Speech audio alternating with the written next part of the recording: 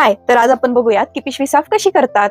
तर बऱ्याच महिलांना हा प्रश्न पडलेला असतो की अबॉर्शन झालेलं असेल, अर्धवट झालेलं असेल किंवा पिशवीचा थर वाढलेला असेल तर पिशवी साफ करण्याची गरज भासू शकते. तर यामध्ये कसं असतं की ऑपरेटिव्ह टेबलवर तुम्हाला झोपवलं जातं आणि भूल दोन प्रकारे देता येते. एक तर पाठीतून तुम्हाला भूल दिली जाते किंवा मग हातातून, जिथून तुम्हाला सलाईन लावलेलं जातं ते असे इंट्राकॅथ ज्याला आपण म्हणतो, त्याच्यातून तुम्हाला भूल दिली जाते. आता जर पाठीतून भूल दिली तर मग कमरेखालचा भाग बधीर होतो, खाली काय चाललंय ते तुम्हाला समजत नाही.